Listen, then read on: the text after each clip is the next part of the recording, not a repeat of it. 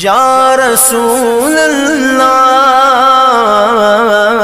یا حبیب اللہ ثبت قلبی وثبت اقدامنا علی دینک اما بعد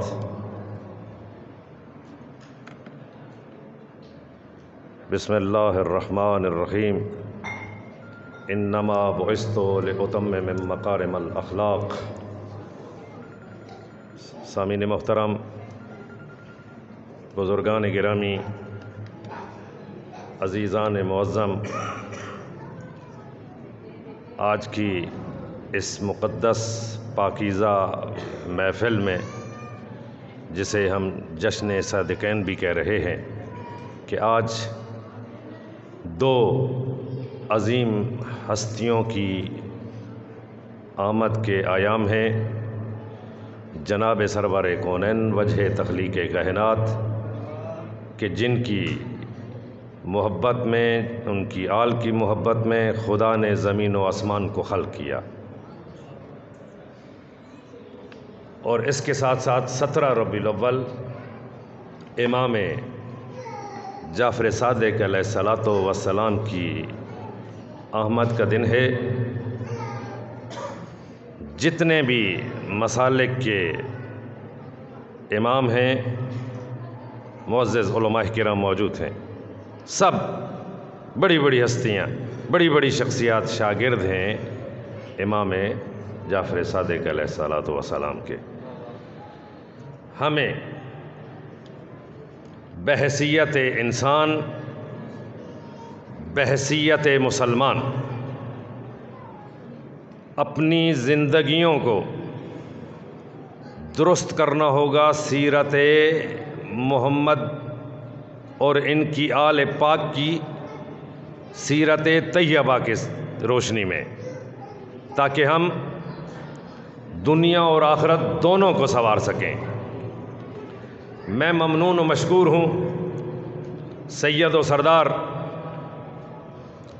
چیئرمین متحدہ علماء محاذ پنجاب و چیئرمین امن کمیٹی راولپنڈی، سفیر امن حسینیت علامہ پیر اظہار بخاری شاہ صاحب کا، سید و سردار کا کہ جن کی زیر صدارت آج یہ محفل سجائی گئی ہے، اور اس کے ساتھ ساتھ میرے پاس الفاظ نہیں ہیں کہ میں کیسے شکریہ ادا کروں فخر اہل سنت، فخر پاکستان، جرنیل اہل سنت، مخدوم اہل سنت، بزرگوار، یادگار اسلاف، روح رواں امن کمیٹی،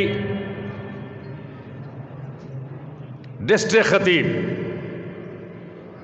راولپنڈی علامہ مولانا حافظ محمد اقبال رضوی صاحب کا، جو آج کی اس تقریب کے مہمان خصوصی ہیں۔ میرے لیے یہ بات انتہائی مسرت ہے کہ آج کی اس مقدس محفل میں راولپنڈی اسلام آباد کے چیئرمین ولی ابن ولی، اینکر پرسن، نوجوان عالم دین، صاحبزادہ علامہ پیر سید عطا اللہ شاہ بخاری صاحب بھی موجود ہیں۔ مرکزی راولپنڈی کے متحدہ علماء محاذ کے ترجمان مولانا محمد رفیق صاحب بھی، متحدہ علماء محاذ کی تمام شخصیات موجود ہیں۔ اس پر مسرت موقع پر ان شخصیات کی موجودگی میں ان شخصیات کو بھی اور آپ سب کو دل کی گہرائیوں سے مبارکباد عرض کرتے ہوئے یہ عرض کروں گا کہ تھوڑا تھوڑا آگے تشریف لے آئیں، تھوڑا تھوڑا آگے تشریف لے آئیں۔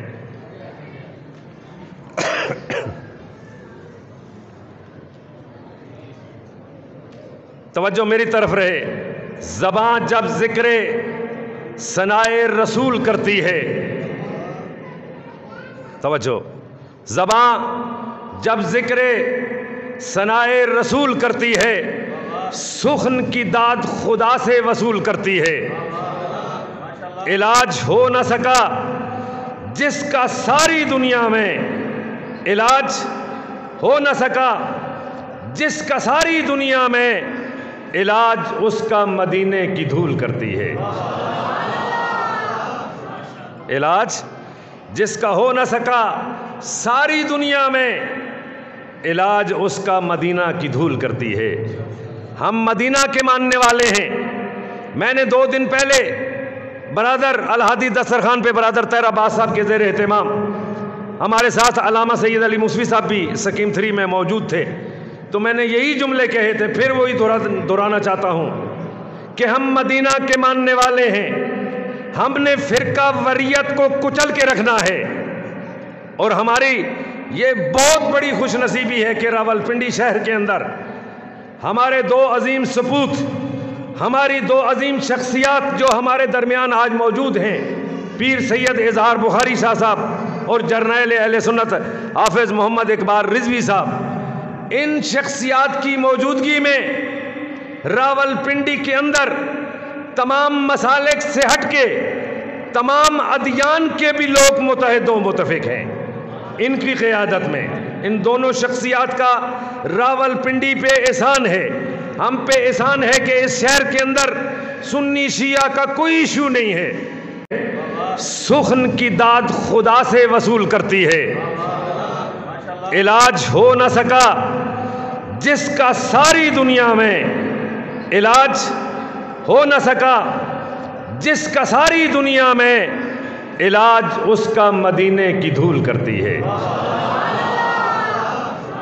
علاج جس کا ہو نہ سکا ساری دنیا میں، علاج اس کا مدینہ کی دھول کرتی ہے۔ ہم مدینہ کے ماننے والے ہیں۔ میں نے 2 دن پہلے برادر الہادی دسترخوان پہ برادر طاہر عباس صاحب کے زیر اہتمام، ہمارے ساتھ علامہ سید علی موسوی صاحب بھی سکیم 3 میں موجود تھے، تو میں نے یہی جملے کہے تھے، پھر وہی دہرانا چاہتا ہوں کہ ہم مدینہ کے ماننے والے ہیں۔ ہم نے فرقہ وریت کو کچل کے رکھنا ہے، اور ہماری یہ بہت بڑی خوش نصیبی ہے کہ راولپنڈی شہر کے اندر ہمارے 2 عظیم سپوت، ہماری 2 عظیم شخصیات جو ہمارے درمیان آج موجود ہیں، پیر سید اظہار بخاری شاہ صاحب اور جرنیل اہل سنت حافظ محمد اقبال رضوی صاحب، ان شخصیات کی موجودگی میں راولپنڈی کے اندر تمام مسالک سے ہٹ کے تمام ادیان کے بھی لوگ متحد و متفق ہیں۔ ان کی قیادت میں ان دونوں شخصیات کا راولپنڈی پہ احسان ہے، ہم پہ احسان ہے کہ اس شہر کے اندر سنی شیعہ کا کوئی ایشو نہیں ہے۔ الحمدللہ برادریاں ہیں، ایک دوسرے کے گھروں میں آنا جانا ہے، ایک دوسرے کے ساتھ ملنا بیٹھنا ہے۔ البتہ یہ ذہن میں رہے، دشمنان پاکستان کی سازش ہے کہ پاکستان کو اضطراب میں رکھا جائے، پاکستان کو ڈسٹرب کیا جائے، پاکستان کی تعمیر و ترقی نہ ہو سکے۔ تو میں اکثر محافل و مجالس میں یہ کہتا رہتا ہوں کہ جس طرح ہم عظیم الشان قائد کی قیادت میں، قائد اعظم محمد علی جناح کی قیادت میں متحد ہو کر ہم نے پاکستان بنایا تھا، آج بھی متحد ہو کر پاکستان کی تعمیر و ترقی میں بھی کردار ادا کرنا ہے، تاکہ ہم دشمنان پاکستان اور دشمنان اسلام کی سازشوں کو ناکام بنا سکیں۔ دوستو عزیزو، میلاد کا پروگرام ہے۔ 12 برس کی عمر میں، 12 سال میں، جب سرور کونان 12 سال کے تھے، تو ہمیں یہ بتلانے کے لیے پہلا تجارتی قافلہ دمشق کی طرف رواں ہوا۔ جناب رسول خدا اپنے چاچا عبد المطلب کی قیادت میں 12 سال کی عمر میں تجارت کے لیے دمشق تک تشریف لے گئے۔ کوئی مال کی کمی تھی؟ نہیں، ہمیں یہ بتانے کے لیے کہ حصول رزق کے لیے تجارت کریں، حلال کمائیں، اپنے بچوں کو حلال کھلائیں۔ حرام بڑا بگاڑ پیدا کرتا ہے۔ ہم سے اکثر والدین شکایت کرتے ہیں کہ بچے ہماری بات نہیں سنتے، تو میں یہ جملہ بھی اکثر محافل و مجالس میں کہتا رہتا ہوں کہ جہاں آپ ہزاروں نہیں لاکھوں روپے خرچ کرتے ہیں ان کی دنیاوی تعلیم پر، وہاں تھوڑا سا ان پہ خرچ کر لیں دینی تعلیم پر۔ آپ کے مرنے کے بعد آپ کا فاتحہ بھی پڑھیں گے، آپ کے لیے قرآن خوانی بھی کریں گے۔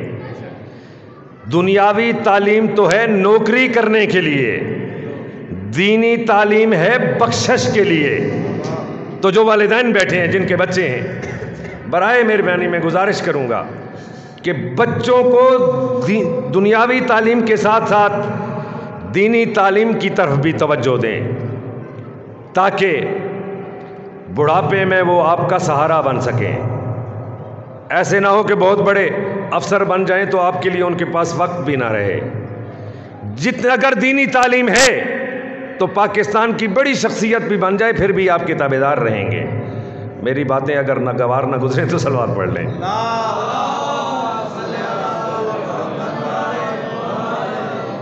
سرور کونین کے جہاں پہ عظیم صحابہ ہیں، وہاں پہ ایک صحابی، با وفا صحابی مالک بن نویرہ، حافظ صاحب، مالک بن نویرہ الحنفی سرور کونین کی خدمت میں اپنے قبیلے کے ساتھ آتا ہے، دست بدستہ ہو کے محفل میں بیٹھ کے کہتا ہے کہ مجھے ایمان کی تعلیم دیجئے۔ ایمان مانگا سرور کونین سے۔ تو دعا ہے کہ اس مقدس محفل میں کہ ہمارا خاتمہ بالایمان ہو، جس طرح مالک بن نویرہ الحنفی نے ایمان کی تعلیم مانگی تھی۔ ایک حدیث ہے سرور کونین کی، عربی کی عبارت نہیں پڑھوں گا، کہ ایک جب انسان کا وقت نزاع ہوگا عجیب مراحل سے گزر کے آئے گا، عجیب عجیب وسوسے اس کے ذہن میں ہوں گے۔ اس وقت سے خالق کائنات ہمیں محفوظ رکھے۔